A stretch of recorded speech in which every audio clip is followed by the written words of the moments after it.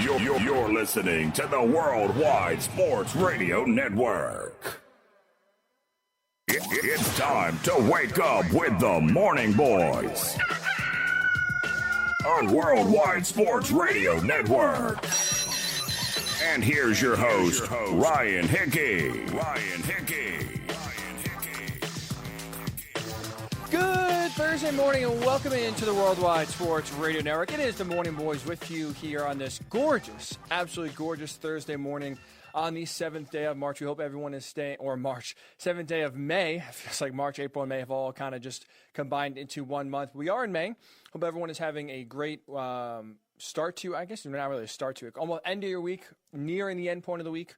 Hopefully everyone is staying safe, practicing social distancing, not getting each other sick, and more importantly, just as importantly, staying sane, keeping yourself busy, and at least for the next 2 hours, we hope to help you stay sane, as well as we do appreciate you joining in and giving us a few minutes here of your time in a very busy morning. We have a great show. I really hope that we never kind of bring a bad show, or at least come in with the expectation of a bad show. Trust me. Had plenty of bad shows already, but I at least hope that the expectation is that we have a good show, and at some point during the show, just goes down the tube. But we do have a great show, and I'm very excited. I think this could end up being one of the best shows that we have. We have a lot to talk about. The NFL schedule is coming out tonight. We'll discuss why it's a bad idea. We'll start with that. There's an interesting debate going on if sports do resume. Obviously, that's the biggest question. That's the question we don't know anything about. Leagues are trying to resume, but if sports do come back, should teams who win a championship, should teams who win the NBA Finals, the Stanley Cup, the World Series, the Super Bowl, should they have an asterisk next to their name or not because of obviously the circumstances that goes on? Some players say yes. Some media members say yes. We'll discuss that, if they should or not. Kevin Durant, could he be returning to the court if the NBA does resume this summer? The Nets general manager, Sean Marks, had some thoughts on that. We'll discuss what he said and whether it'd be a good idea for Kevin Durant to return. Now, we have the most intriguing NFL teams. Last week, we gave you basically the four most boring teams: the Jaguars, the Bears, the Panthers, and the Lions. We'll reveal numbers 28 through 25, and I'm really excited about this. I think this will make the show, hopefully, and this will be a staple going forward. It is a brand new, the debut segment, 2020 or Apocalypse. Now, this is going to really require your participation. So how this game show is going to work, we're going to do this at 10:20 Eastern. So you have a few minutes. It's only 5 questions. So how it's going to work is that I'm going to give you a headline or something that happened in the news, theoretically, and that's either something that happened in 2020 or it's made up and it's something that would happen only in the apocalypse. Now, obviously, this is kind of coming off of the Quarantine Chronicles, right? We haven't done that in a few weeks. But there's been enough stories out there of people acting crazy, people doing the wackiest things to where they were not staying sane during this quarantine and have just done some ridiculous things. So we're going to have a game show. Is this something that happened in 2020? Or is this something that happened only in the apocalypse? So how it works is that we'll have you call in. So if you want to participate, and there is an incentive to participate. So we'll have one person on each show. This is going to continue every show for however long the quarantine lasts. But each show will have one person call in. So if you want, most people who are listening are friends with myself.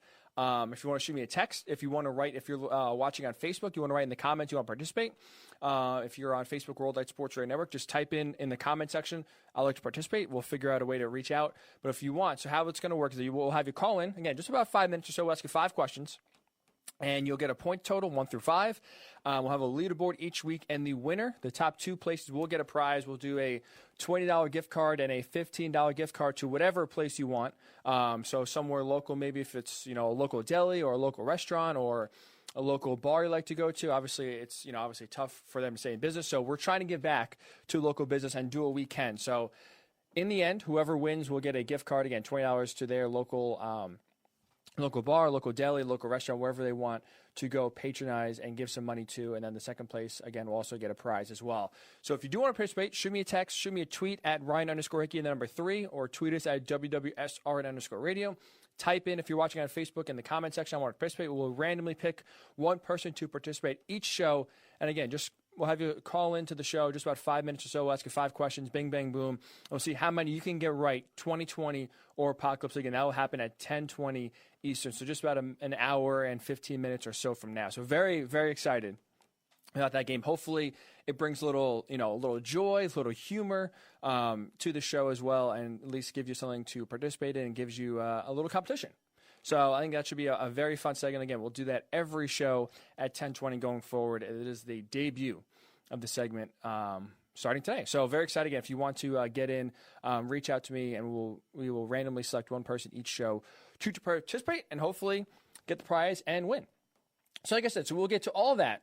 But I do want to start with the NFL schedule release. It is tonight, May 7th. They're releasing the 2020 NFL schedule tonight. So we have every single game for your favorite team listed, all the primetime games, who will start the season, who's going to be on Thursday night. So every schedule is going to be released tonight. And up until this point, I've agreed with how the NFL has carried about their business and basically have kept going business as usual through the offseason, right? I agreed with free agency going on because you can still practice social distancing while still getting free agency accomplished, and they did that. I thought it was fine. No harm, no foul. It was perfect. The NFL draft, same thing. The NFL draft is virtual. I thought it actually ended up being one of the best NFL drafts we'll ever have, and I think the feedback was great in part because you got to see inside the GM's homes. It was different than we're used to seeing, but it really created a nice personal touch. So the NFL had some pushback, especially from general managers and coaches, that there's not enough time, there's not enough tape. They want to do more research and have more time to draft. The NFL said, no, we're pushing on, and it worked out. So up until this point, I've had no issues with the NFL continuing business as usual, despite the other sports leagues having their season basically stopped and grinded to a halt. I thought the NFL had the right, and they should carry on with business as usual, and they have. Up until this point, like I said, I have no problem, but I think the NFL is making a huge mistake by releasing the schedule right now, and I have a few reasons why. Number one, the NFL, without even releasing the schedule yet, right? It's going to happen tonight. They haven't even released it yet. But even before they release it, they are already preparing for a schedule change. And here's what I mean by that. So NFL insider John Clayton, right? The great John Clayton. If you remember him from his ESPN days, he had the epic ESPN commercial from when he was working at his home. But also John Clayton is now a radio host out in Seattle on an ESPN station. But he's still very plugged into the NFL world. And he was on in Pittsburgh, 93.7 The Fan yesterday in Pittsburgh. And he was asked how the NFL is going about their scheduling. And I want you to listen to his answer because he already outlines how the NFL, again, despite not releasing the schedule, despite not having any assurances the season can go on as normal, is already bracing for some change. Here's what John Clayton said. Here's the way I gather, and this makes the most sense. We'll see if it follows in the pattern. The season will start off in September. We'll see if it starts off in September. But the season will start with the interconference games first. Because what you can see that if they have to shorten the season to 12 games, you wipe those out. So I think that's the pattern they can go, because then what they have to do, if they have to start shortening games, you wipe out the interconference games and you preserve the 10 games within conference, which of course are important for seedings. Then you have the non-common games being next, and then you have your division games. So that, I think, is going to be the premise of how they're going to do it. So there you hear John Clayton already outlining how the NFL is preparing to chop part of the schedule, get ready for it, and they're already putting the schedule in a certain way that they are bracing for change. So if they are already bracing for change, if they are already anticipating some sort of schedule reduction or juggling the schedule or maybe having a delayed start and only playing 10, 12 games at the most, why are they putting the schedule out now? What benefit does it have to putting out a schedule that is meant to be business as usual? We're going to play 16 games. We're going to have no problems getting the full season off. But they already know that it's going to be delayed somehow. It's going to be changed up somehow. And now you're already manipulating the schedule to the point where you're going to put some of these games out in front, some of these best games in the beginning of the league, and just chop them off if they don't get played, or, again, if the season is cut short somehow. And speaking of which, so you heard John Clayton just outline it, right? He said, one, he doesn't think that the season is going to start in September, which I would happen to agree with right now with where we are in society, with not having a vaccine readily available, not even having groups to gather currently on May 7th. I mean, training camp is supposed to start in just about 2.5 months, right? End of July, early August. It seems like it's far away. We're closing in on the window for the NFL and college football to kind of start getting the wheels in motion here to get ready for a season. So if he's already bracing for a delayed start or the season not starting on time, you heard him. You're going to put AFC against NFC games right in the beginning of the season. So that way, if the NFL starts in October, those first 4 or 5 weeks are cut off, and the NFL can basically play a conference schedule game. This is why you should not do that, and why I would not put out the schedule if I was the NFL until later on, until you know how many games are going to be played, because you have some great matchups. You have some sexy matchups. You have some all-time Fans want to see these matchups already that are cross-conference, that are AFC versus NFC, that if you put them in the first month of the year and they're cut off, I think the NFL fan has a big loss, and it is going to be, in terms of interest, games you do not want to lose. And here's what I mean by that. So the AFC versus the NFC, you have the Chiefs at the Bucs. So you have Patrick Mahomes, the league MVP, the Super Bowl champion, going to Tampa Bay, taking on Tom Brady, the best quarterback to ever do it, with a revamped Buccaneers team going for it all. That game will be wiped out if the season's delayed. Chiefs at the Saints. High-powered offense versus high-powered offense. Another legend in Drew Brees going on the young buck who's going to be the face of the league, and Patrick Mahomes in the Superdome. Browns at Cowboys, a great matchup. Cowboys at the Ravens. Patriots at the Seahawks. 49ers at the Patriots. Those are all matchups that right now are going to be scheduled, if John Clayton is correct, which, again, he is as plugged in as anyone with the NFL. I totally believe what he's saying, that the NFL is going to schedule AFC versus NFC the first month of the season. So that way they can cut them out and just have AFC play AFC teams, NFC play NFC teams if the season is delayed. Well, as a fan, I don't want to see the Chiefs at Bucs cut, Chiefs at Saints, Cowboys and the Ravens, 49ers at the Patriots. These are all great, sexy matchups that I, as a consumer, as a fan, want to see. My team is not involved in any of them. I'm a Colts fan. But I'm still really excited and hoping to see these matchups because these are all-time matchups. Put them on a Monday night, a Sunday night, the Sunday 425 game. The ratings will be massive for these games.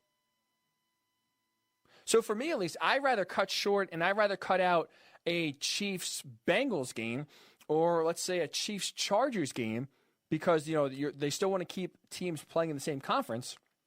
Keep those games so you have tiebreakers and playoff situations. So when it comes down to it, you have a way to at least file those out and at least crown super playoff teams, and have tiebreakers in place for that. But I'd rather see Chiefs at Bucs, not Chiefs at Chargers. So at least to me, I would do whatever I can to preserve these big name, big brand matchups that are nationally going to be attractive to the viewer, that are going to be must-watch TV for a Bengals fan, but they'll definitely watch Chiefs Bucs. Or a Giants fan that's going to be definitely locked in to the Cowboys Ravens. I think these are national matchups that people want to see. Don't cut that out. So we can have the Giants playing the Panthers. So we can have the NFC playing each other for a tiebreaker's sake. Preserve those matchups. And the way you can do that is by holding off the schedule. Do not put the schedule out until you know how many games are going to be played, what the season is going to look like. And if it comes to August and you figure out, we can get back to normal. For the most part, we believe with the science that's out there, with the medicine and vaccines that either are in the works or possibly could be coming out, however the landscape of society is by August, you can have an idea of, is it going to be realistic to play 16 games? Maybe we'll only play 12 or 10. You can still schedule mostly same conference games, but also squeeze in one or two of these great matchups that you want to preserve, that you want to make sure that the people are going to want to see. So by putting the schedule out now, you basically already are assuming that these are sunk costs, that these games are not going to happen unless a miracle just happened, essentially, and the season starts on time.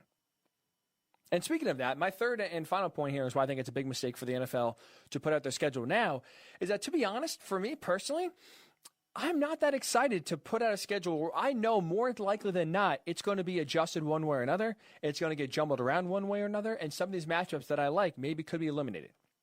As a Colts fan, right? Maybe the first game is Colts and the Packers, let's just say. A great matchup, an interconference matchup. I have a hard time getting excited for that game because, one, I probably know it's not going to be played on time. Now, if the season is delayed a week or two and they can still fit all 16 games in, fine. But we don't know that right now. All we really know is that the unknown is out there and no one really knows, right? That's all we know, is that no one knows. So personally, I have a big problem, or not even a problem, I can't get excited about it. I can't get excited about seeing a schedule that it's tempting, that it's out there, that I know more likely than not it's going to change, it's going to be altered in one way or another, and we most likely than not will not see the schedule as it is right now be in place and implemented by the time the season rolls around. Now, whether that's just chopping off the first 4 games, whether that's readjusting and reshuffling the entire schedule to where if they play 10 games, they're going to put the best 10 games on the schedule for each team, we don't know. The NFL has some parameters that they do not want to disclose right now, but there are ways the NFL in their head is preparing for a schedule adjustment if that's the case, if coronavirus has not allowed them to play a full 16-game schedule. So there's been talk of, delaying until October, having no bye weeks, and running the season through the end of February. We don't know what the NFL season is going to look like. But at least for me, I would hope and I wish the NFL would wait till they had a clear idea of when they could play and how the games are going to look before they build the schedule and really build the schedule around those circumstances. Not build the schedule and hope it works out. Take the circumstances that you're given and build the schedule around that. Because that way you can still ensure that these great games are still being played. You're giving the fan what they want to see, while also making sure that enough games are played for tiebreakers, enough games are played so that division champions can be crowned. And again, you still have as close to a normal season as possible. I just wish they would hold off so that way the circumstances can dictate what the schedule look like, not have the schedule lopped off, chopped off, and adjusted on the fly because of the circumstances we're dealt with. So at least that's me. I'd rather preserve these big-time matchups. I'd rather chop off some conference games, and I'd rather wait. Personally, I would rather wait for the NFL schedule to be released until they have an idea of how many games are going to be played, when the season is going to be kicked off, and stuff like that. So let's get your thoughts. The NFL schedule releases tonight. Are you excited about the NFL schedule release? It is another way, another distraction that we have coming our way. So we really should not be complaining, or I should not be complaining, I should say, of more content, more things to talk about. But I don't see how this ends in a positive for the league. I think one way or another, we all know that the schedule is going to be adjusted, and we all know that some of these great games that are already on the schedule, especially early on in the year, are going to be chopped off and are going to be lost. So I have a tough time getting excited about it, and I do not want to see the NFL schedule released, and I think they'd be wise to hold off until they know the landscape. But again, they're carrying through, they're pushing through.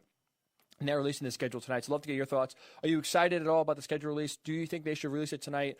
Or do you think that they would be wise in waiting to see the circumstances they are dealt with before creating a schedule and going from there? So get your thoughts. Again, if you want to comment on Facebook, Worldwide Sports Radio Network on Facebook. If you're on Twitter, we're on Twitter at WWSRN_radio. And also, we're also on the app. So if you have an iPhone or an Android, download the app. Everything is right there at the touch of a button. It is so easy. So convenient to find all the Worldwide Sports Radio Network content. If you have an iPhone, it's WWSRN. Just those 5 letters, WWSRN. You can find it right there. Boom, download it. And then you can watch the show, listen to the show, read all the articles we write. Everything content-wise is right there in the palm of your hand. If you're on Android, Worldwide Sports Radio Network. So that's Worldwide Sports Radio Network on Android, WWSRN on iOS. So download the app and you will get everything at the touch of your finger that the Worldwide Sports Radio Network puts out. So we'll come back. We'll get your thoughts again. Are you excited about the NFL schedule release? Should they be releasing the schedule tonight, or should they wait to see the circumstances that they'll be dealing with once the season does roll around? So get your thoughts. And we also, when we come back, a little NBA. We haven't done too much NBA because obviously right now we're just in a holding pattern. We thought the NBA is going to try to do. They're trying to resume. We don't know what it's going to look like, how they're going to resume. But there was one question thrown out there by the Nets general manager, Sean Marks. And he didn't do really a good job of squashing it, or really, if anything, he kind of promoted some more buzz around it. And that is the status of Kevin Durant. If the NBA season resumes this summer, should Kevin Durant return to the floor? We'll give you my thoughts and get yours as well when the Morning Boys Ryan Hickey return right here on the Worldwide Sports Radio Network. You're listening to the Worldwide Sports Radio Network.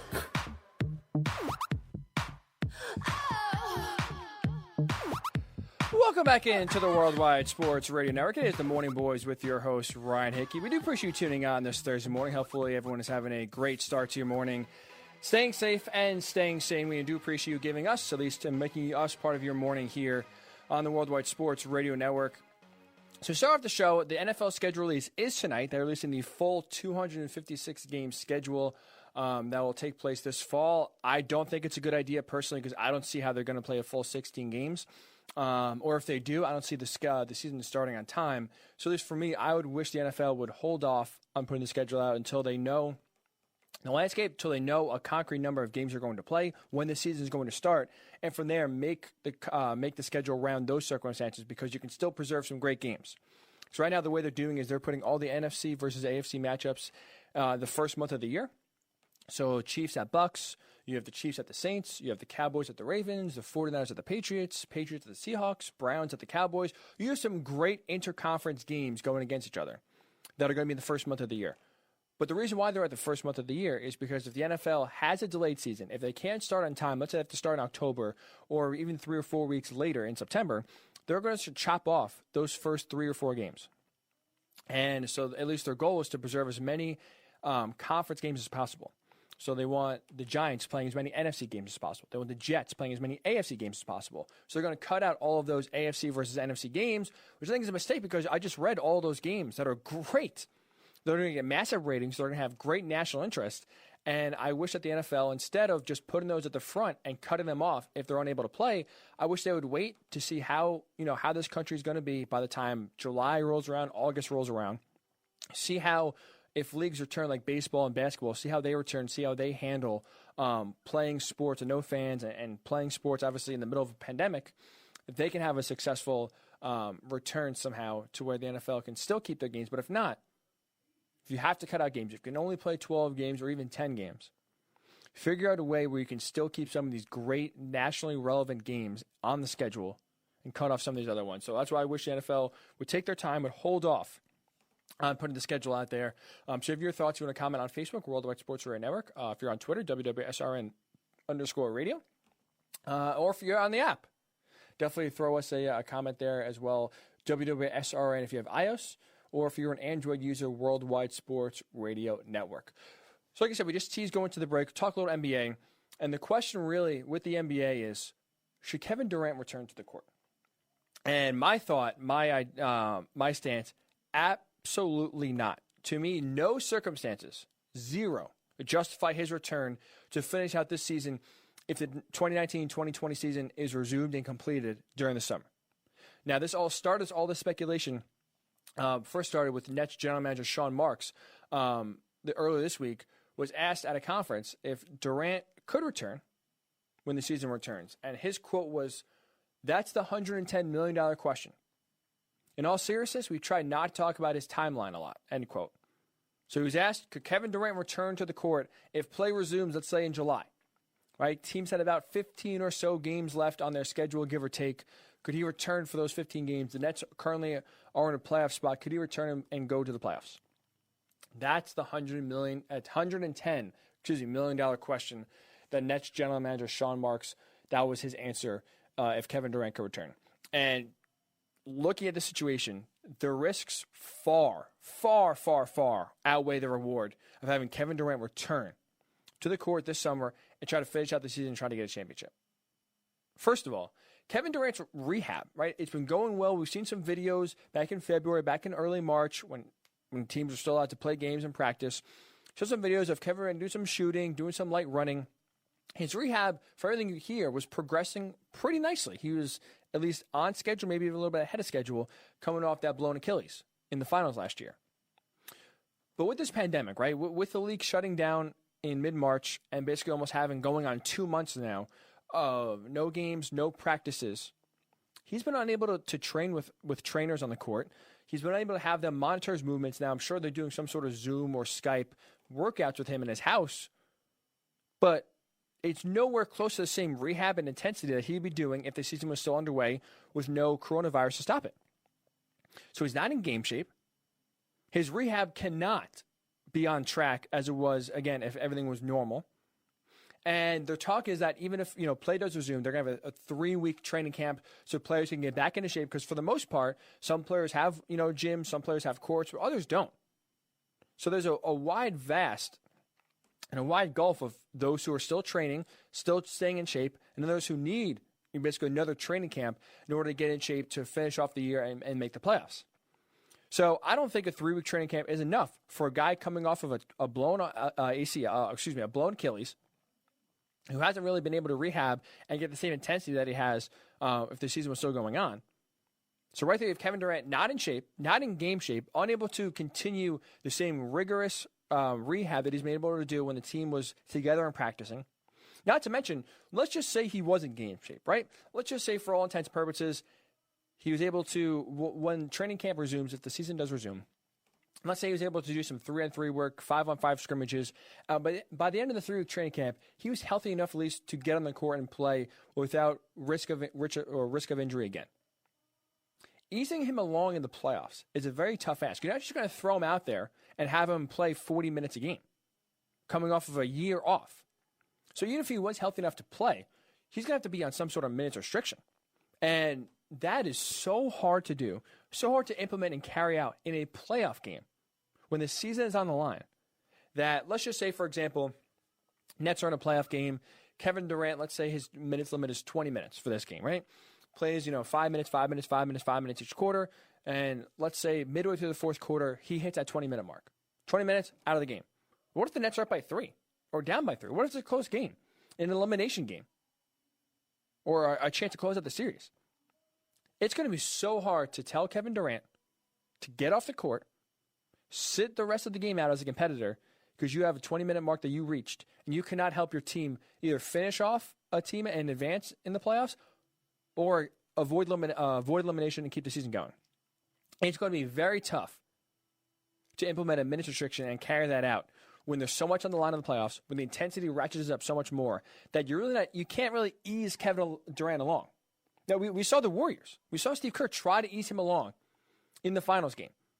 He played way more minutes than I thought in the first quarter, and then boom, comes out, pops the Achilles for real, and he's done.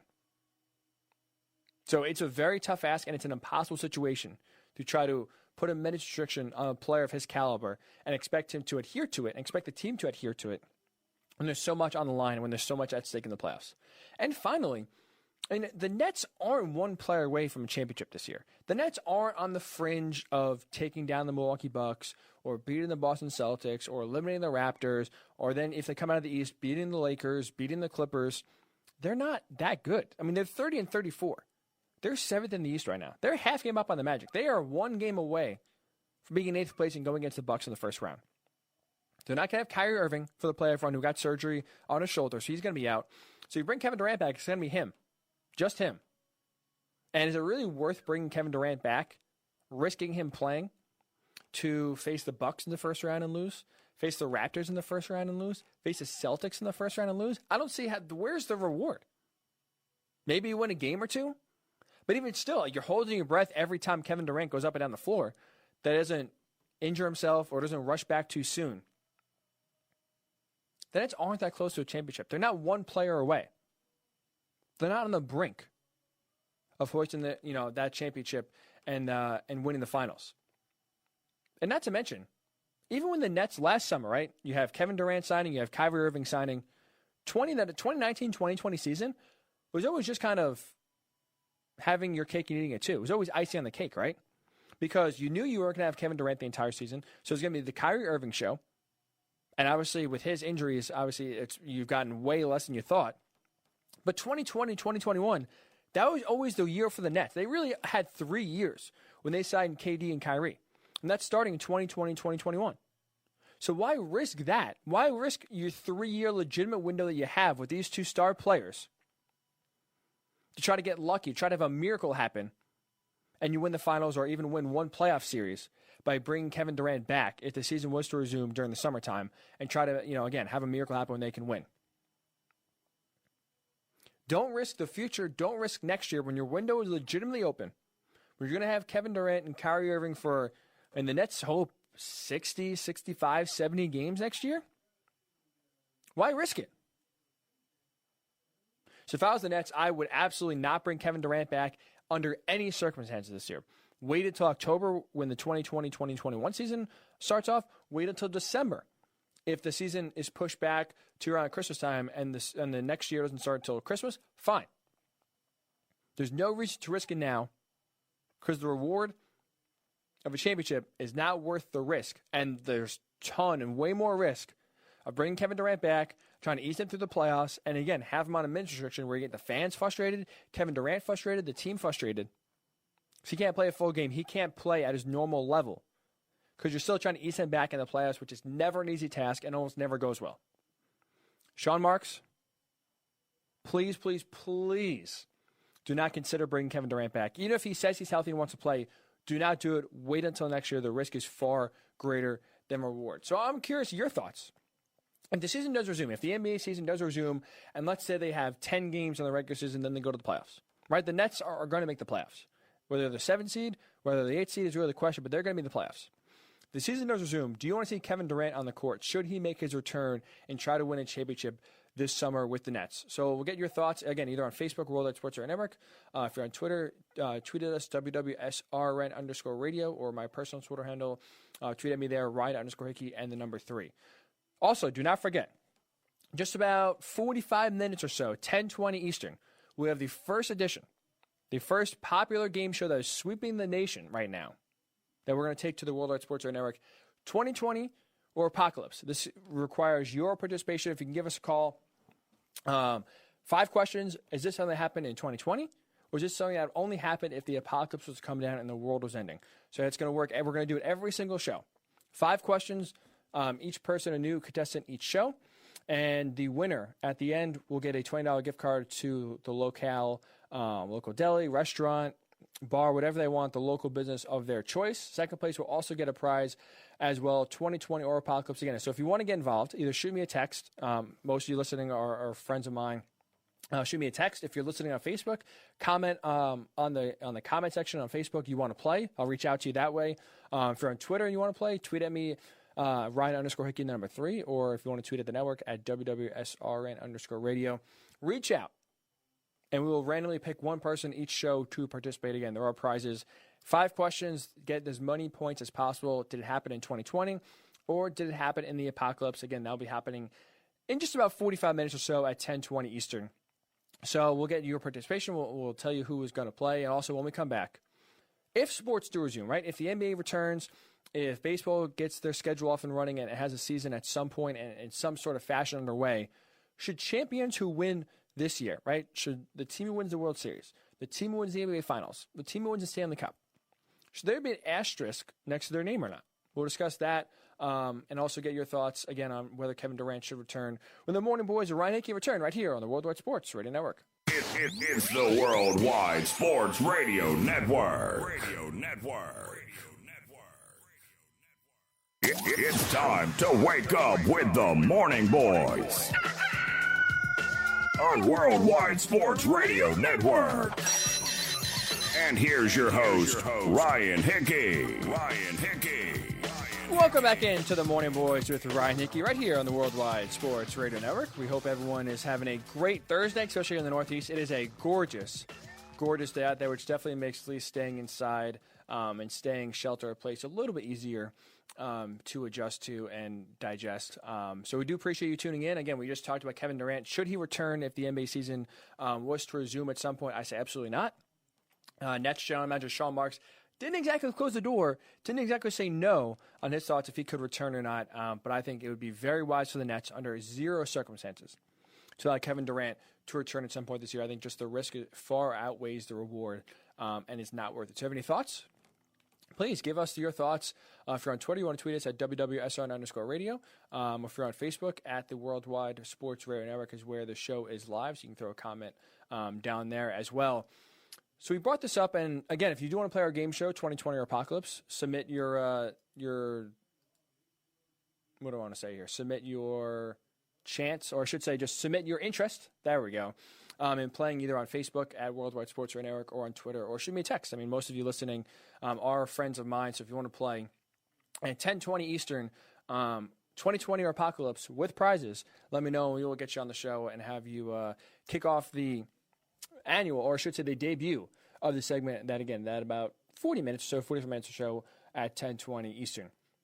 So like we said, if sports leagues were to resume, right, if they resume, if the NBA resumes, if the finals are on, if the Stanley Cup is played, should there be an asterisk next to the teams that win the championships? That really is the question that's being posed out now. And at least to me, the champions that win, the Stanley Cup champion, if hockey does return, whoever wins the NBA Finals, Lakers, Clippers, Bucks, whoever wins the World Series in a shortened year, they should be recognized and viewed as legitimate champions. No asterisk, no but, nothing. Legitimate champions. They should absolutely really have nothing taken away from them and should be recognized in history as just another champion. And the reason why this is being brought up is that there's a lot of thought now that if there was leagues to resume, if championships were to be played under these conditions this year, that they should have an asterisk. And last month, great NBA insider and reporter Mark Stein of the New York Times, he wrote an article about how he believes if the NBA does resume, it would be impossible not to put an asterisk on the championship team and also those who win individual awards, MVP, scoring champion, stuff like that. He thinks it's impossible the NBA would basically have to put some sort of asterisk next to all of these record books and champions for 2020 because of the season stopping and starting, and if games aren't played, if the league resumes right to the playoffs, there should be some sort of asterisk. And recently, this was about a month ago, but recently, The Athletic, earlier this week, did a random poll with current NHL players about if they want the season to return, what it would look like. And interestingly, one NHL player, current player, said, quote, worst part of it is if we do come back and play, and whatever team goes on to win, we'll always have an asterisk besides them. So there's your current player saying, what's the point of playing? Even if we do return, basically that championship's going to be tainted in some way. That championship's going to be looked upon maybe not as impressively and not as equally as the other champions. And basically there should be an asterisk no matter what happens on the champion. And I don't get why this thought is prevailing, why this thought is being thrown around of a champion that hasn't earned it, that should be looked at differently. Because, at least to me, the coronavirus has leveled the playing field for everyone. It's not one team having to deal with some circumstances or some issues that another team has to deal with. There's not one team having injuries ravage their team and another team, maybe a lesser team, win a championship because the team wasn't at full strength, i.e. last year the Warriors versus the Raptors. There's no asterisk on the Raptors title, despite Kevin Durant going down, right? I mean, that series is legitimately different. If Klay Thompson doesn't hurt himself towards the end of the game, if Kevin Durant is fully healthy and plays that entire series, I think more times than not, we see the Warriors win their fourth title in 5 years. No one has an asterisk. No one looks at the Raptors title any differently because Kevin Durant got hurt and basically barely played the entire finals. The playing field is level for everyone. Coronavirus has made it uncomfortable for everybody, right? So if all the same teams are dealing with the same circumstances, why are we delegitimizing a title if every team has to overcome the same adversity? Now, the best answer for this and the best example of this is history, right? This is not the first time that a pandemic or a national event has altered sports. And there are plenty of examples, and I'm going to give you a few here in just a minute, of sports leagues having to alter their season, shorten their season, change the format because weird or circumstances dictated that happened. But there's no asterisk on those teams that won back then. And I'll give you an example. 1918, right? The last time the Red Sox won the World Series, we heard that that year uttered for a very long time by Yankee fans making fun of the Red Sox because they haven't won a World Series since 1918, before they finally got over the hump in 2004. And that was kind of the year that was always referenced because the Red Sox could not win a World Series. 1918, again, was the last year. Do you know what happened in 1918, the year the Red Sox won their World Series? The season was shortened. The playoffs were accelerated because of World War I. Middle of the year in July, players were drafted or forced to work for the country in order to fight the war and help with the war effort at some point. So rosters were decimated. 1918, middle of the season, middle of July. You had players drafted or, again, forced to work for the betterment of the war and forced to use their efforts for the war efforts. So you had rosters decimated in the middle of the year. Players drafted to go to war, taken off the rosters middle of the year. Can you imagine that happening in today's day and age? God forbid if we have World War III occur, Mike Trout's taking off the Angels, Jose Altuve's taking off the Astros, Bryce Harper's taking off the Phillies, Mookie Betts is taking off the Dodgers. And we still kept playing, which baseball did, but you have a lot of these star players or half of teams are losing their rosters and forced to bring up minor leaguers and play with minor leaguers because so many players are forced to help with the war effort. There's no asterisks next to the Red Sox World Series back in 1918. No one referenced all the circumstances that happened when the Red Sox won the World Series that year. That's just the first example. Let's go maybe a little bit later on, a little bit more recent. 1981, saying we're sticking baseball. A players' strike started in baseball in June. So no pandemic, no war altered the season, but a players' strike started in June, ended in August. This shrunk the season down. They were playing still 162 games back then. This shrunk the season down to 107 games. So basically the loss of almost 60 games per team, which is now, if you read the reports, MLB is trying to play about 100 games this year. So similar, 107 games, 100 games, they're in the same ballpark for a shortened season back in 1981. Now, what really is crazy, that again, there's no asterisks when the Dodgers won the World Series in 1981. The format, because of the strike, the playoff format for this year and this year only consisted of this. Pre-strike, the team that was leading the division before the strike happened was basically granted a division winner and allowed to go to the playoffs. Then post-strike, when the season resumed in August and ended in September, whoever was leading the division when the season ended in September made the playoffs. So you had the team that was leading from April to June. Whoever that division winner was, they're automatically in the playoffs. And then when play resumed, whoever led the division from when play resumed to the end of the season, that team made the playoffs. That's how the playoff teams were formatted, and that's how they were decided. So it takes into account actually 2 short bursts of the year. So you know what happened that year in 1981? The Reds had the best record in baseball. Best combined, right? If you combine the first half and the second half record, the Reds had the best record of all of baseball. The St. Louis Cardinals had the second best record in the National League when you combine the full season, you combine those records. Neither of them made the playoffs that year. So you had the Reds, the best team in baseball, but because their record wasn't the best in one half of the year or the second half of the year, they missed the playoffs, despite having the best overall record in all of the sport. Missed the playoffs, and the Cardinals, who had the second best record in the NL, also missed the playoffs. So the Dodgers beat the Yankees in the World Series. But obviously, circumstance, that is way different than how playoff baseball is normally configured. And obviously, the season was a lot shorter than we're used to. There's no asterisk next to the 1981 Dodgers team that won the World Series. We're not looking back on that Dodgers team saying, oh, they won the World Series, that's nice. But hey, remember, they only played 100 games. The playoff format was wacky. We'll keep it in the record books, but let's just put a little asterisk there to remember that this basically is not a legitimate World Series. No. This is legitimate. No one looks back on that and takes it away or dings the Dodgers. Let's even go way back, just a few years ago. 2011, 2012, NBA. That's the year LeBron James won his first career title, right? Beats the Oklahoma City Thunder. He finally gets over the hump. Been to the finals twice, lost both times. Finally, with the big 3, the Heat get their title. That season was shortened to 66 games. 66, which, ironically, if the NBA was to resume right now, just go right to the playoffs, that's the same amount of games that the NBA has played right now. So sure, the season was short because of a strike back in 2011, 2012, so there's no gap in between. There wasn't a 2-month layoff between the regular season and the playoffs, but the amount of games are the same. And no one's taking that championship away from LeBron. No one's looking at it any differently. All you remember is that LeBron James won a title, beat the Thunder, and finally got over the hump and was a champion. We don't knock it because they only played 66 games. To me, asterisks are reserved for the teams like the Astros that cheat, that have a competitive advantage that no other team has, and win a championship. Those are how asterisks should be dished out and doled out and looked at in history. It should be, we're not going to strip them. We're not the NCAA. So the Astros are still 2017 world champions. Put an asterisk because they cheated, they were found guilty, and they were punished for it. So we can look back in history and remember, oh yeah, that's right. That was the Astros team that used the video to cheat and bang on trash cans. That's how they won their World Series. Not because the season is short.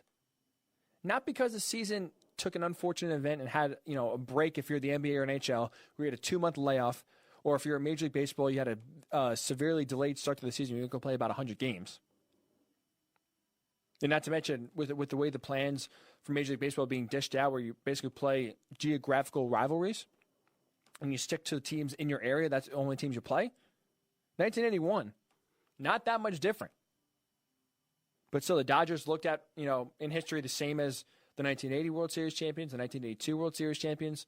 The Red Sox, same thing. 1918, no one looks at them any differently because they won a shortened year because of the World War. And no one looks at LeBron James any differently because he won his first title in a shortened season of only 66 games. Every champion, if leagues do return this year, are legitimate. They should be viewed as that. No asterisk next to their name. No but. No nothing. They are legitimate, and they should be viewed as legitimate. So if LeBron James wins another title, that's 4. It's not 3.5. It's not even 3. It's 4. Same thing with Kawhi Leonard. Same thing with Giannis Antetokounmpo. Whoever wins the title in the NBA, whoever wins the Stanley Cup, whoever wins the World Series, and if the NFL season is cut short or affected, whoever wins the Super Bowl, earned it. Because every team had to go through these same circumstances. Those teams manage it better, able to overcome the adversity better than everyone else. They should be rewarded for it, not dinged by it. So I'd love to hear your thoughts. Should teams that win the championships in 2020, so they have an asterisk placed next to their name? And I'm curious, too, if let's just say we were under the assumption that an asterisk was to be placed, right? Let's just say we all came out The leagues came out and said, you know what, whoever wins this year, they'll still be champions, but they're going to have an asterisk in history. Do you even want your team to win at that point? I'm not sure if I do. If Rob Manfred came out and said, this baseball season, we're going to play it, there's going to be a World Series, the champion's going to be crowned. Whoever's crowned, it's, we'll give it to them, but, we're going to make sure that their place in history is remembered because of all the circumstances that happened. It's not going to be viewed as legitimate as the 2018 World Series or the 2019 World Series. I'm not sure if I want the Mets to. I mean, I'm going to root for the Mets, but that's my only championship I'm getting. I don't want, a asterisk next to it. So let's get your thoughts. Again, should an asterisk be placed on teams that win a title in 2020? We'll get your thoughts again either on Facebook, if you're on Twitter. I'll give you those thoughts as well. And when we do come back, we've done this now. We did this on Monday. We debuted the segment on Monday. We'll continue it. The most intriguing teams in 2020 for the NFL. All the rosters are set. Free agency is done. The draft is done. So who is the most exciting, who is the most intriguing must-watch teams heading into the year? We're going backwards from 32 to 1. We gave you the four most boring teams. And we'll go from numbers 28 to number 25. So we'll do that when we come back. And don't forget, 2020 or Apocalypse in 20 minutes, the debut trivia segment that will be here every single show on the Morning Boys. We'll, again, about 20 minutes or so at 10:20 Eastern. If you want to participate, reach out, let me know. We'll get you on the show, and we'll have you participate to be the leader in the clubhouse. No matter how you answer, you'll be the leader after day one. So we'll get your thoughts when the Morning Boys Ryan Hickey return right here on the Worldwide Sports Radio Network. It's the Worldwide Sports Radio Network. It's time to wake up with the Morning Boys on Worldwide Sports Radio Network. And here's your host, Ryan Hickey. Welcome back into the Morning Boys with Ryan Hickey right here on the Worldwide Sports Radio Network. We do appreciate you tuning in. Very excited, very, very excited for the show today. In 20 minutes, the debut segment, 2020 or the Apocalypse, whether discussing if something happened in this year, which a lot of crazy stuff has happened, or this happened only in the Apocalypse. We'll get our first contestant on in about 20 minutes or so. Like I said, we'll do it once show, every show. And the winner at the end with the highest point total will get a gift card to the local business of their choice. And the second place will also get a prize as well. So hopefully it was a nice, fun, entertainment, competitive way to discuss about all the crazy stuff that is happening in our world since we've gone into quarantine. But before we get to that, like I said, we also debuted a segment on Monday, the most intriguing NFL teams, right? Last week we went from 32 to number 1. So each week we're going to give you 4 teams, starting from the most boring, the least intriguing, the worst storylines, to the most interesting. So now that every roster is set for the most part, free agency is has come and gone. The draft has come and gone, obviously. So for the most part, teams have their rosters set. So last week, or I should say on Monday, we gave you the 4 most boring teams, the 4 teams that you really have to be very bored and have nothing going on in order to tune in and watch their game. That's the Jaguars, the Bears, the Panthers, and the Lions. So we'll give you 28 through 25 here. And again, we'll give you 4 every show as you work our way to the top 4 and eventually the most exciting team, the most intriguing team, the most storylines that you should be paying attention to heading into this 2020 season. So at number 28, it will be the Tennessee Titans. Now, obviously, despite Ryan Tannehill leading the team to the AFC title game last year, and he was great down the stretch, he was not good in the playoffs. He was not good in the playoffs. The 2 wins they had against the Patriots and against the the Ravens, he threw for under 100 yards. I think it was combined 150 yards he had in 2 playoff games. So the style is not really that appealing. The style is not exciting, explosive. It is a wear you down, grind it out, physical sort of style that is effective if you're playing keep away, like especially from that Ravens offense. They really wore them down and did a great job keeping the ball away. But is it aesthetically pleasing? Is it fun to watch? Do you sit down and watch a Tennessee Titans game and say, oh man, I can't wait to see this offense go to work? Not really. Derrick Henry's a powerful back. He's a huge back. But he doesn't really break too many big runs. He really just kind of, it's like almost death by 1,000 paper cuts where he just keeps on running into you. And then eventually you get tired of tackling him.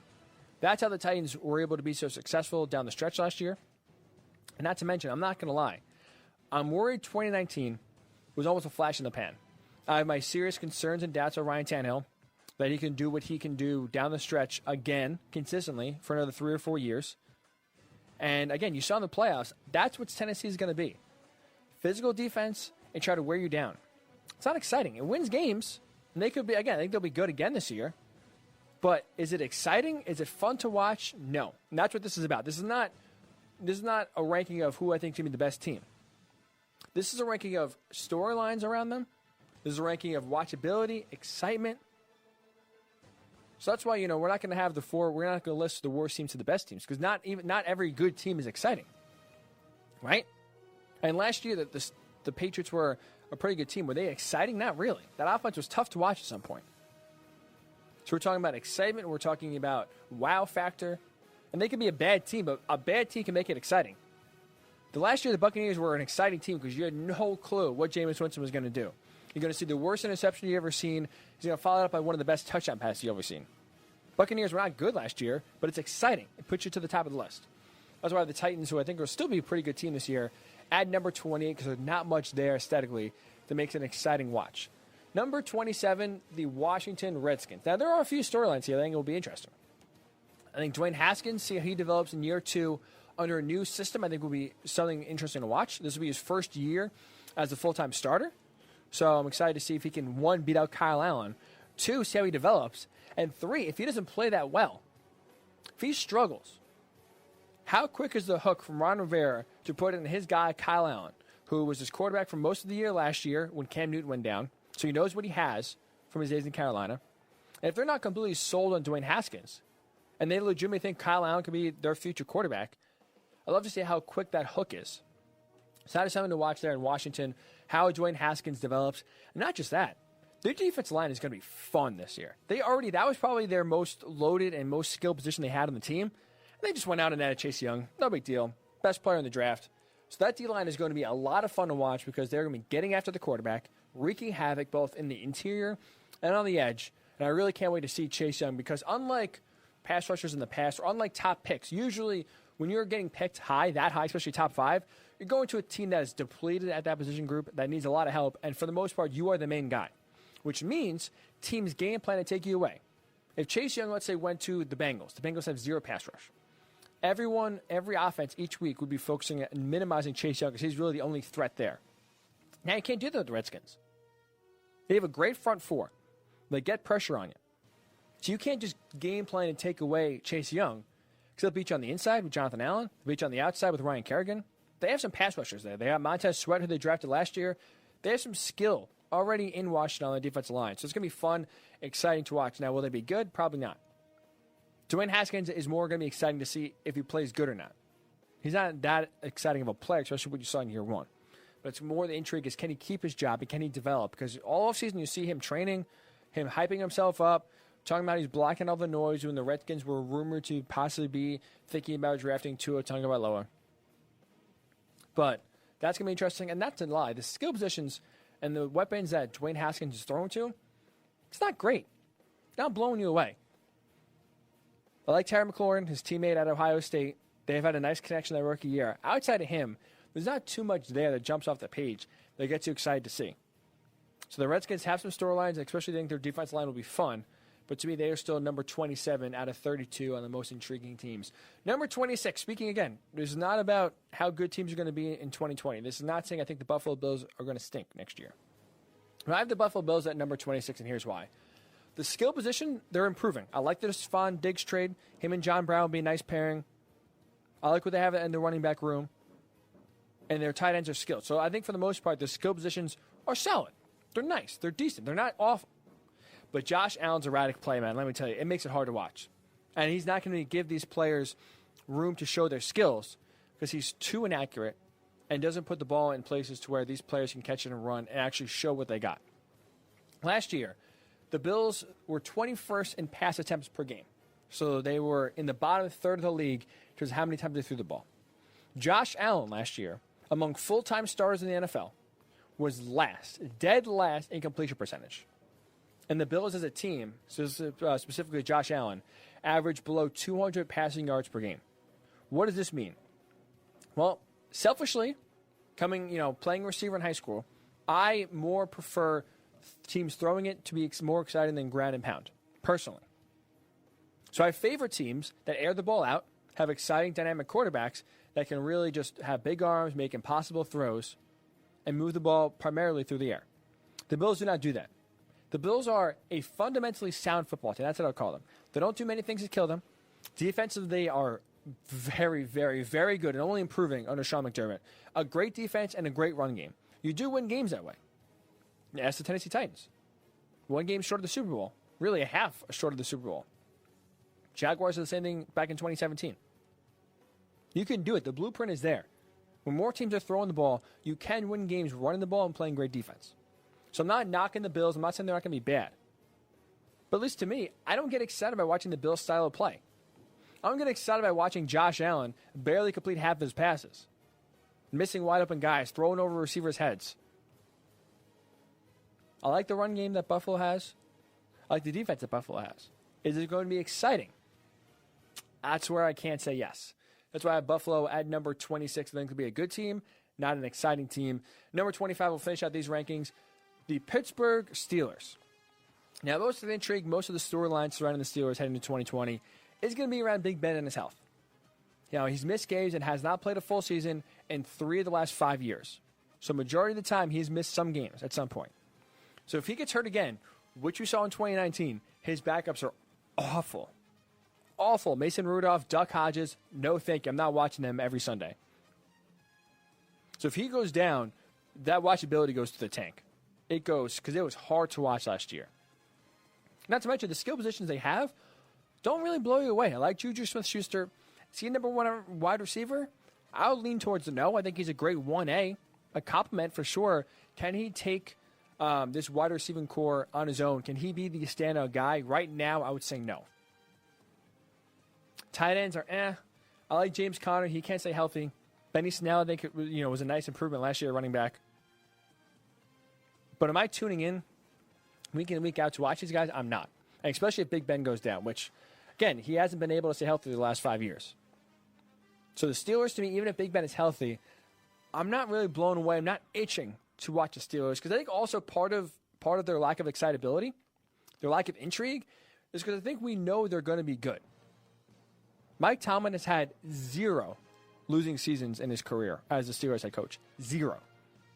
And he played basically the entire season last year with Mason Rudolph and Duck Hodges as his quarterback.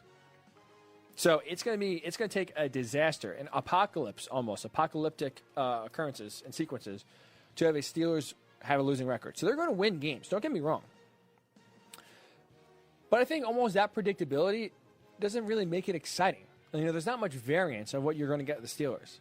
So because of that, because I think there is some, for the most part, known, and the biggest question mark is going to be the quarterback's health, I don't really look at that as a positive to be an intriguing, must-watch sort of thing heading to 2020. So that's why I have the Steelers as the 25th team on my rankings. So just to recap, Titans at 28, Redskins at 27, Buffalo Bills at 26, and the Steelers at 25. We'll give you numbers 25 to 20 when the show returns next week on Monday of the next 4 most intriguing teams or exciting teams. Like I said, so the Jaguars, the Bears, the Panthers, the Lions are the first 4 most boring teams, least storylines surrounding them.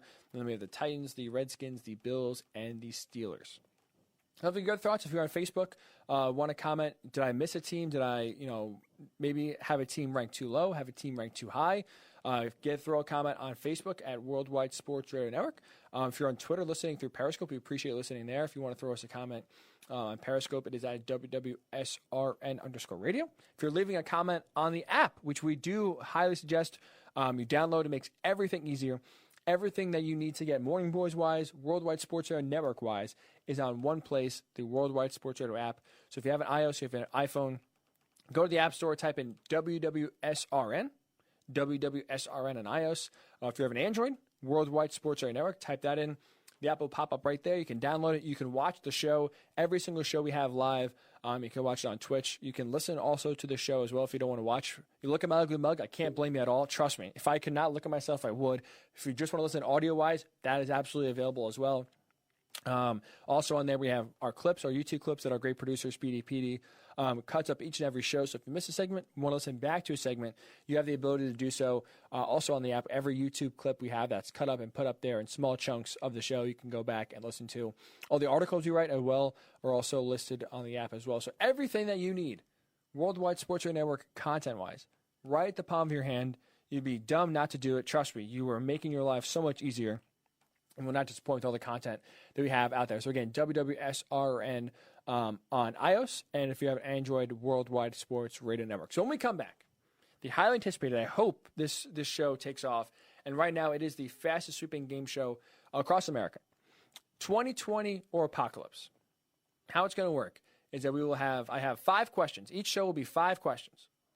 Is this something that happened in 2020? Is this a real thing that happened in 2020? Or is this something that only would happen in the apocalypse? We have our first contestant calling in. I'll let you know who he is when we come back and what his score is going to be. Remember, the top 2 finishers, when this game ends up at the end, will get a gift card, will get a prize. So monetarily,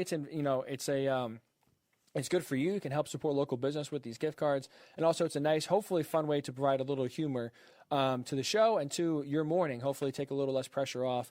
And again, in a time when it's very stressful with the pandemic going on with coronavirus. So we hope at least to provide a little comedic relief. So we'll do that next. When the Morning Boys come back, the debut of the game show 2020 or Apocalypse, when we come back right here on the Worldwide Sports Radio Network. You're listening to the Worldwide Sports Radio Network. It's time to wake up with the Morning Boys on Worldwide Sports Radio Network. And here's your host, Ryan Hickey. Welcome back into the Worldwide Sports Radio Network. It is the Morning Boys with Ryan Hickey right here, and we are very, very excited. The debut episode, game show, we should say, of 2020 or Apocalypse. And I feel like there's no better person to bring on for this debut episode, for this pilot edition of this game show, than other than really the first person I did radio with. Myself and my pal here, Nick McCool, we did radio back at school at Penn State, and that was, at least for me, the most fun I've ever had doing radio for sure. And so I feel like no person perfect to get the show started, who loves pop culture, loves having a good time, other than Nick to be our first contestant. So Nick, first of all, welcome, man. How are you doing? Hickey, what's going on, brother? What an introduction, man. How's it going? It's going good. I'm glad you're on the phone. Like, it's very fitting that you are the first contestant here because, like I said, I mean, that was going back to the comm radio days. That was one of the most fun I've ever had at radio. So might as well try to continue the fun in something like this. So we do appreciate you taking the journey and being the first guy. We had a good time, man. Yeah, we 2 big sports guys, obviously, but it was fun taking other segments and throwing them in there. And, sports for 45, 50 minutes, and then maybe 10 minutes of a little BS. It was cool. Right. No, I mean, you are the king of the BS. I figured, especially for a segment like this, no one brings it out better than you. So I figured might as well the first journey have you on and be the first contestant. All right. So the rules, I think, are hopefully simple. If you need me to explain them again, let me know. But essentially what we're going to do is we have 5 questions. I'll get a little game show music going here in the background. So how it's going to work is that I'm going to ask you 5 questions. These are, and there's going to be headlines and stories that have happened. You're going to say, is this something that's real, that's happened actually in 2020? Or is this a made-up, something that only happened in the apocalypse? 5 questions will give your score 1 through 5. And right now, at least, the good news is for you, no matter what your score is, you'll be tied for first at the worst-case scenario, sole possession of first after this. And the winner does get a prize. We're giving out some gift cards here to some local businesses. So I know you being a New Jerseyite yourself, I mean, hey, I hope Lou's Tavern is doing okay, but with these gift cards, you can always go patronize Lou's and help keep them going. So what do you think? I was going to say, do you have any Parker House cards too? Sure. It's custom. Whatever you want to patronize, whatever you want to give your money to, that's where this gift card is going to go. So the Morning Boys will help sponsor whatever local establishment you want to keep going. Yeah, unfortunately, I don't think I'm going to be getting there this summer, man. The Osprey already announced that they're already closed for the entire season, and I imagine the others are going to follow soon, but we can hope. We can hope, right? As long as they say they're not closed yet. I guess the Osprey makes sense. Being a club atmosphere, it's hard to, socially distant people there, but hopefully Parker House doesn't fall. It's tough, too, because they're only open, I think, like 4 months out of the entire year, so it's interesting. Yeah, it's hopefully this doesn't make them go under. They can at least stay open or at least keep going until next summer. But it is scary. So hopefully we can do our part here and at least give back a little bit to local business. All right, so Nick, are you ready? 2020 or apocalypse? I have no clue where this is going, so let's see. I hope I'm not a flop. I have no clue where this is going, so we'll see. All right. I'm curious. Let's see. Let's have some fun. Question number 1. Obviously, 2020 has been a wild year. Coronavirus. We've had alien, possible UFO visions or sights. The latest danger to humanity is a massive hornet whose sting has the power to kill a person. Is that something that's happening in 2020, or is this made up that only happened in the apocalypse? What is your answer, sir?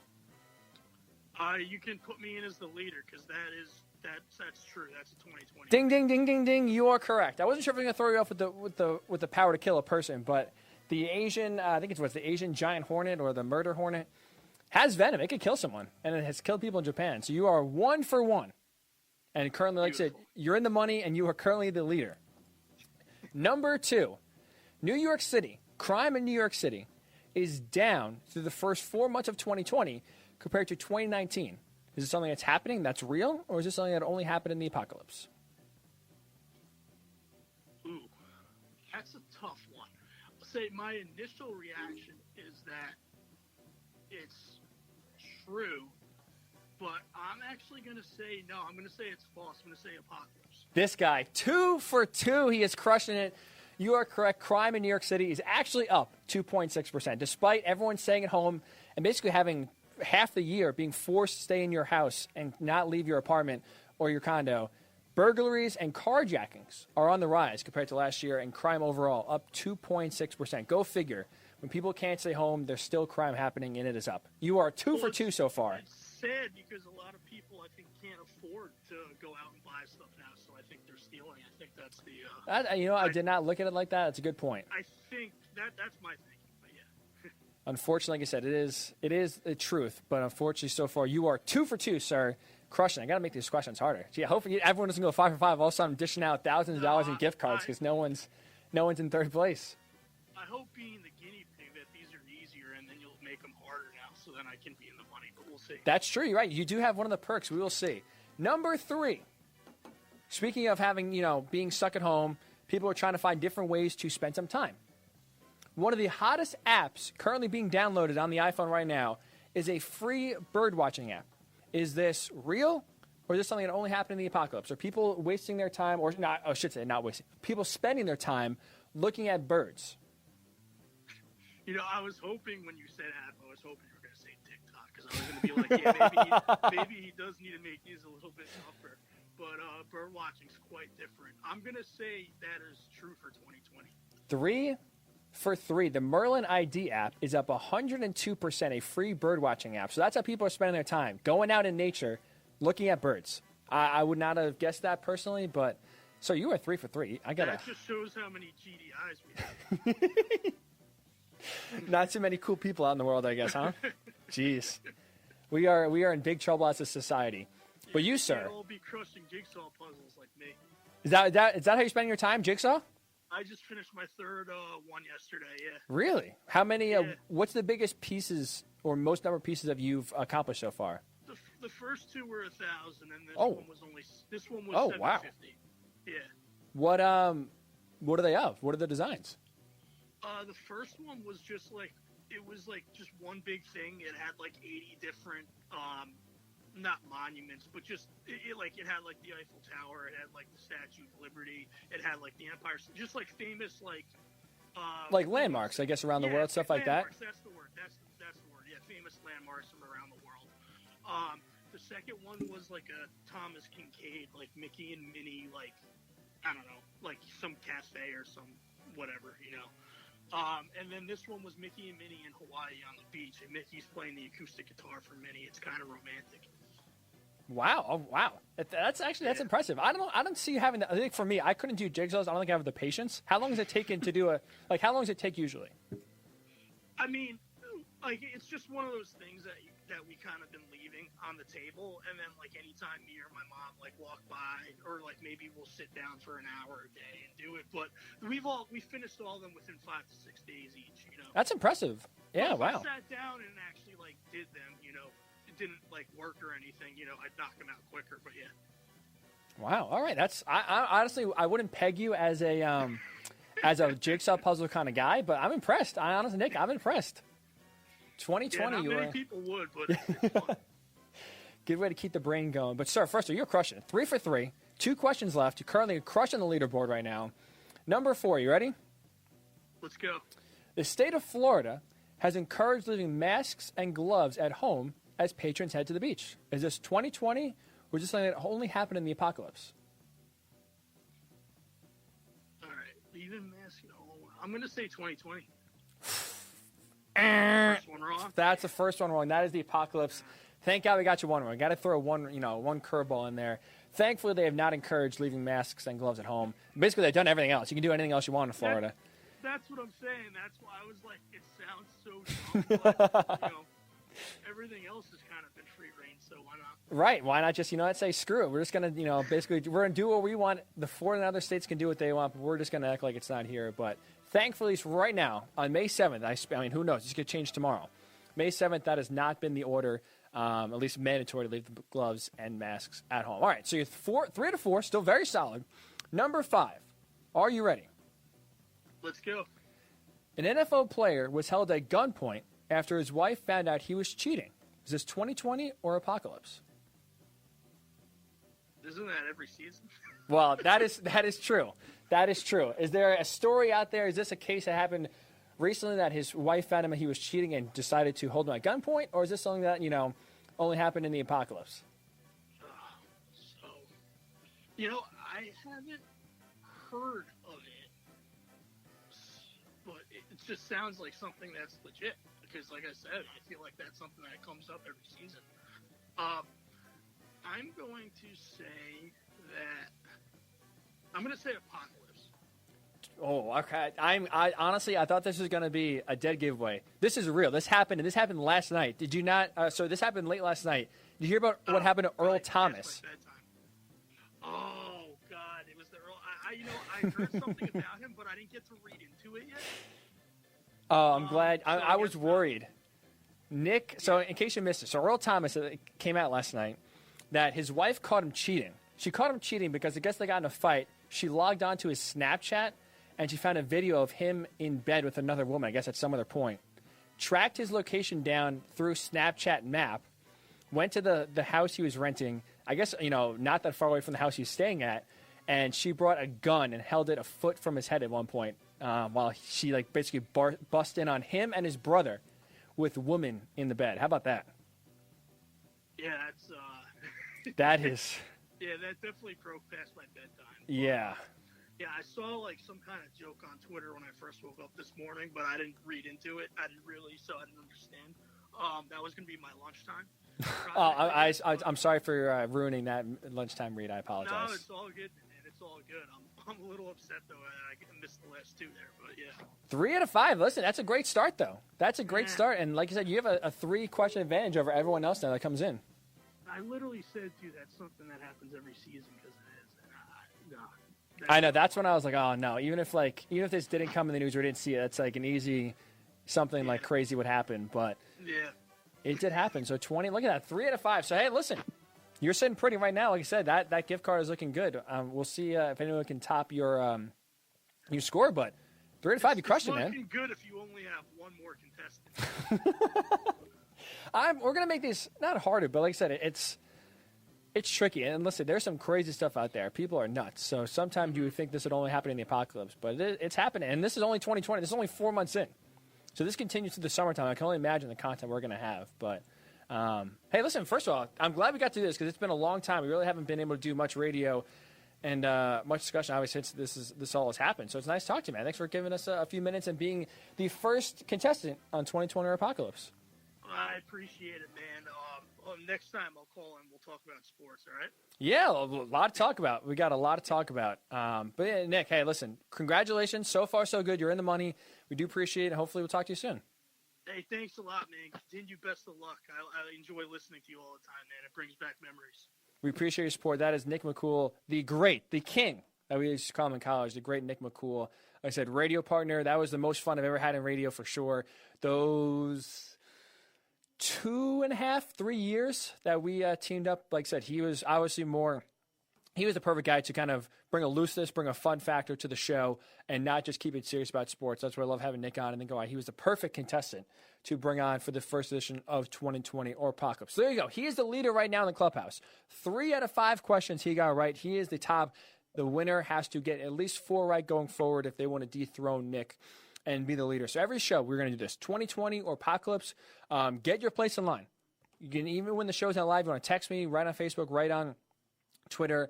Get online because, like I said, we'd love to have you on and love to get you a part. We'll do this again on Monday. 5 fresh new questions, Apocalypse or 2020.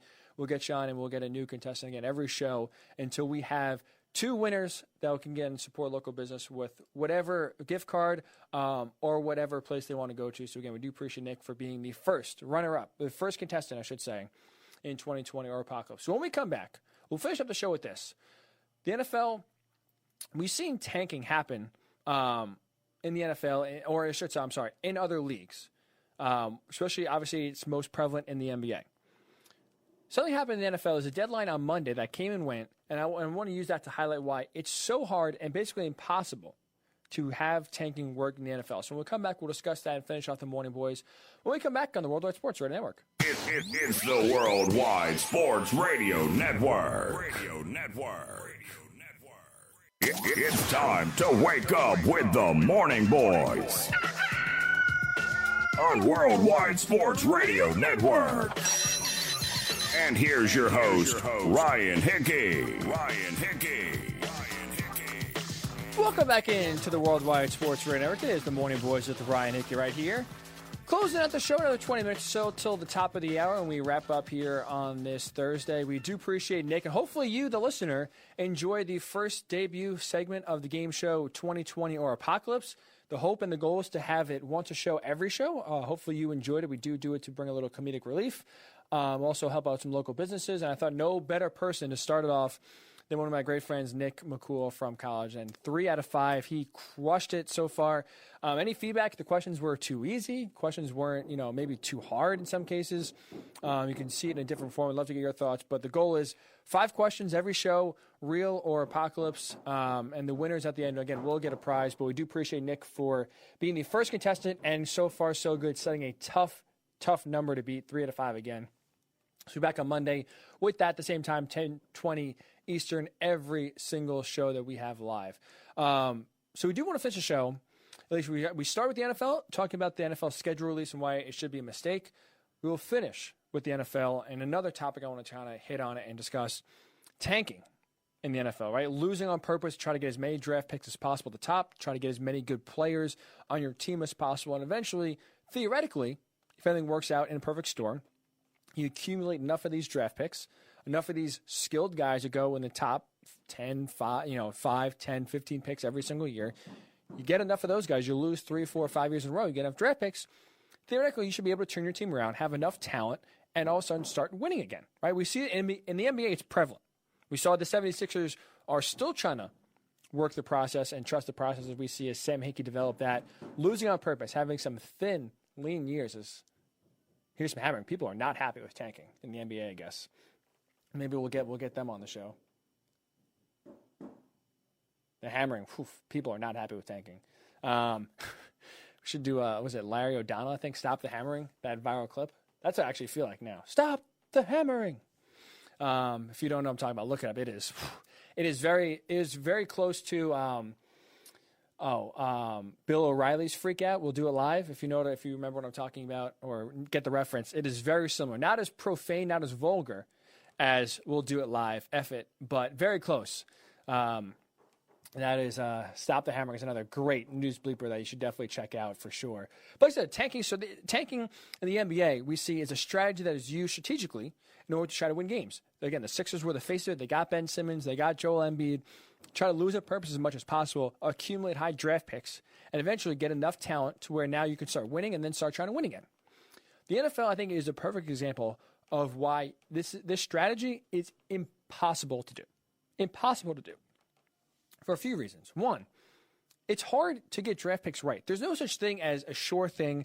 It's hard to develop them. And more importantly, even if you do develop them, the NBA has this luxury. You get one or two dynamic franchise-chasing players, your team's fortunes will turn on just like that, right? I mean, you get two players. That's 40% of your roster on the starting unit. They have a major impact. So you really only need one or two draft picks to really hit, to kind of transcend your franchise and turn it from perpetual losing to be contenders every year. Football, you can't do that.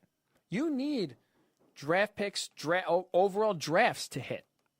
If you try to tanking and try to accumulate as much talent as possible, you're going to probably need at least 3, 4, 5 years. You have to draft right. There's no such thing as a sure thing. You can't just luck your way. Basically pick a guy and they're guaranteed to be successful. So it takes multiple years of drafting, skilled drafting, and also skill development to take these players to the next level.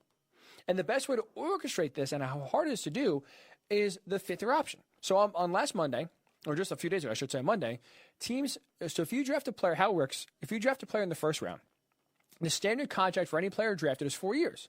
Draft a player in the first round, second round, fifth round, sixth round, they have a 4-year contract. And if you pick a player in the first round, teams then have an option to add on a fifth year if they want. And the reason why teams do that is because theoretically, if you get a first-round pick, he plays really well, they're going to get a second contract. Those second contracts are expensive. So the goal is to get a lot of these rookies and a lot of these younger players and win when they're still on inexpensive contracts, because then once they hit the free agent market or once they get in line for that second contract, it's expensive, and obviously the price goes up. So with a fifth-year option, it allows teams to keep a very skilled player under contract for 1 more year at a relatively cheap price. Now, it does go up. You know, it's basically how it works is it's an average of salaries at that position and where you're drafted. So it does go up, but it's still not as expensive as if the player hit free agency after 4 years and you gave them an extension. So the fifth-year option is a great way of showing if you have a player that hits, that plays well, that you like, you want to keep around for a long time, more times than not, you exercise that option to keep them under contract for 1 more year before you end up paying them. Now, because it's cheap labor, or cheaper, I should say, most teams, if they want to keep a player, use that option. Now, what happened is, which is interesting, these drafts, it happens after their 3rd year in the NFL. So into the 4th year, that's when teams have to exercise the option or not. So now, what just happened on Monday, those picked in the first round of the 2017 draft, teams had to decide whether they want to keep them for 1 more year or not exercise it and have them be free agents after this upcoming year. And the reason why I think tanking, or the reason why I said tanking is basically impossible in the NFL, and you can't do it, is because, so on Monday, teams had the choice, that was the last day to exercise or not. 4 out of the 5 top picks, so the top 5 picks in the 2017 draft, 4 of them had their fifth-year option declined. Mitchell Trubisky of the Bears, Solomon Thomas of the 49ers, Leonard Fournette of the Jaguars, Corey Davis of the Titans. 4 to 5. These should be sure things. These top picks, when you're picking this high, should be sure things, franchise rocks on your team. 4 to the 5. Only 1. And that's Myles Garrett with the Browns, had his fifth-year option extended. Expanded to the top 10, number 9 pick John Ross with the Bengals didn't have his option exercised. So half of the top 10 picks did not have their first-round option picked up, and they'll be free agents at the end of this year. Meaning, we're seeing a divorce of these players more likely than not, barring a miracle or barring some sort of turnaround that these teams have a change of heart. 4 to the 5 picks. Again, guaranteed sure things theoretically when you're picking that high in the draft, when these players are going this high, these should hit on. Drafting is not easy. It's not a guarantee that you draft someone, they come in and change the franchise around. Out of all 32 teams back in 2017, 18 options were picked up, 14 were declined. Almost half. Think about that. Almost half of the first-round picks that went in 2017, their team did not think they were good enough, and they don't want to keep them around for next year. They're going to let them go and have them go elsewhere after this season. So teams that are drafting at the top of the draft, that are losing on purpose, that think by losing on purpose, by getting a top 5 draft pick 2, 3, 4 years in a row, that's the best way to accumulate talent, and it's basically guaranteed to not, basically to guarantee to get 3, 4, 5 franchise-chasing players at least. It's not that easy. It's not that easy, and it's not that smart. Because guess what? teams that usually pick at the top of the draft stay there. More teams than not who are losing on purpose, that are trying to accumulate as much talent as possible, end up staying at the top of the draft more than they would like. Here's a great way to orchestrate that. And here's a great way to show how hard drafting is and how hard it is to turn a team around by tanking. So this fifth-year option was put into place in 2011. So just about 9 years, right? So since 2011, every first-round pick, the team had an option or a chance to extend them one more year for little pay. You can only do it with first-round picks. The teams with the most fifth-year options not picked up, so teams that drafted, didn't draft well, didn't like the player production, decided not to extend them an extra year. The Jaguars did this with 5 players. 5 different players they drafted. They figured in the first round, they said, you know what? Not what we thought. Couldn't develop in the way we wanted to. The player's not a game changer that we thought he would be. We're not going to pick up his option. 5 different times since 2011, the Jaguars have picked in the first round and not have worked out to get to the second contract. The Tennessee Titans, 4 times they've had this happen. The Browns, 3. Giants, 49ers, Bears, 2. So there are plenty of teams that we see at the top of the draft more times than not since 2011 that get premier players, that pick players very high, but don't extend the option, don't have a chance to keep them for a second contract, and don't essentially pick these game-changing players that they thought they were going to pick in the draft. Let's go back a year earlier, right? So now, 2017, this is the year. This year, on Monday, was the time that teams could exercise this option. No earlier, no later. So let's go back a year. Let's go back to last year. So 2019, these options were for the 2016 draft. 14 of the 31 options, remember the Patriots didn't have a draft pick because they were taken away from Deflategate in 2016. 14 of the 31 options for the first round were declined. So basically about half, just a little less than half. So same thing with 2017, which was 18 picked up, 14 declined, a little bit, better hit rate. But for the most part, just under 50% of these options of players taken in the first round will not be with their teams by the time their second contract comes. And go back even a year before that. This is crazy. 2015 draft. Of the top 10 picks right now, only 1 player is still with their respective team, Brandon Scherff of the Redskins. Think about that. One guy of the top 10 picks. 9 of them weren't busts. 9 of them weren't awful players. They're still in the league somewhere, just not with their respective teams. So even if a player works out, if you can't keep him under contract, if he's not happy with the way the organization is running, if he gets too expensive, he's out. So 2015, 5 years ago, you have 1 player picked in the top 10 that's still on their respective team. The next year, 2016, 4 years ago, you have almost half the players picked in the first round now with their respective teams, or their teams, I should say, don't want to extend them and keep them on for an extra year. And now again, 2020 in the 2017 draft, you had 18 teams extend the option, 14 declined, and 4 out of the 5 top picks had the option decline. So it's so hard and impossible to build your way through the draft and tank, essentially, to get as much talent as possible, because there's no such thing as a sure thing. If you want to be lazy, if you think, I have a top 5 pick, no matter who I pick, they're going to be great, that's not the case. If you don't have the right infrastructure surrounding them, if you don't have the right coaches coaching them, if you don't have the right scheme for this player that fits in your team, it's not going to work out, and it's going to cost you. Because as we see the Jaguars, they have the most options declined at 5. Where are they more times than not outside of 2017? At the top of the draft. And now we hear the Jaguars are going to be the worst team, whether they're tanking on purpose or not. They're going to have a top pick, and they're probably going to pick Trevor Lawrence or Justin Fields. Will that work? Hasn't worked for them so far. They struck out with 2 different quarterbacks, Blaine Gabbert and Blake Bortles. They took in the top 10. Neither of them on their team. So a team like the Browns, the Jaguars, show drafting high each year doesn't always guarantee you hit on talent. And because the NFL rosters are so big, because it's so hard for 1 player to change a franchise around, or even 2 players, you have to have excellent drafts 2, 3, 4 years in a row in order to turn your team around, build your team through the draft, and if you want to actually tank, see it actually start to reap some sort of benefits, but not anywhere close to the results that you hope. That's why I think tanking in the NFL is impossible. It's an impossible case to carry out. It's an impossible option to carry out. WBC, picking high doesn't guarantee you get the best players, and picking the best players doesn't guarantee that they will hit at the next level and be great NFL players. Very rarely do you have a sure thing, comes in and plays no matter what the circumstances, no matter what the coaching staff, no matter what the scheme, plays great. We see plenty of times undrafted free agents, players drafted in the late rounds. These teams who draft really well are constantly drafting at the back of the draft year in and year out. So they know what to look for. They have great scouts, and they realize sometimes it's not just about the talent. And there's a reason why a lot of these teams, again, are picking at the top of the draft. So that's why I just want to point that out.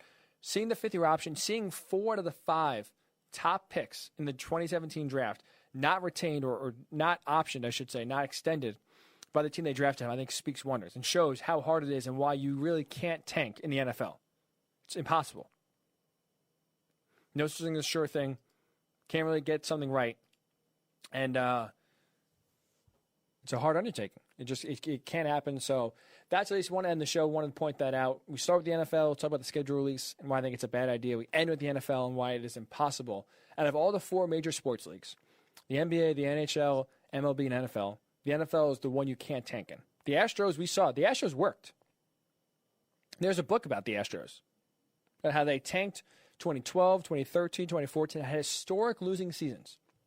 That allowed them to draft Carlos Correa, Alex Bregman, Jose Altuve, and they turned that around. Or excuse me, not Jose Altuve, George Springer, I apologize. They were able to draft these studs that became cornerstones of their franchise, and they eventually won a World Series and went to 2 World Series with this core that they were able to draft through losing. The NBA, again, the Sixers are trying to carry this out as we speak. They tanked to get Joel Embiid. They tanked to get Ben Simmons.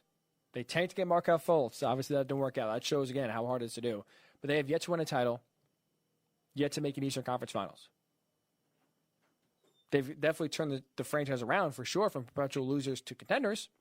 But in basketball, that's what you can do with 1 or 2 options or 1 or 2 players that turns the season around. NHL, the same thing. You can get some transformative players on your team that changes everything. Look at Connor McDavid with the Oilers. One of the best players we'll ever see. Sidney Crosby with the Penguins, same thing. It happens.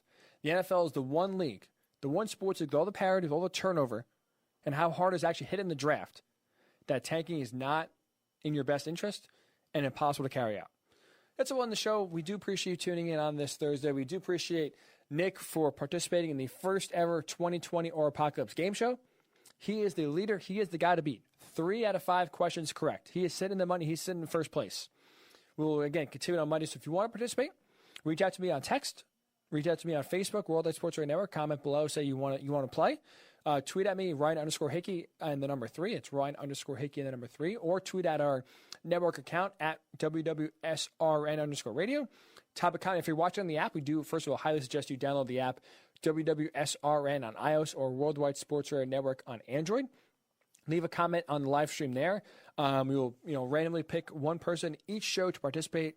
Again, at the end, when the game show concludes, the first place winner will get a gift card, and the second place winner will get a gift card to the local business of their choice, so we can help out, do our part here on the Worldwide Sports Radio Network, but also give you, a fun game to play, a little entertaining, and make it worth your while for giving us a few minutes and participating in this fun game. So that'll be back on Monday.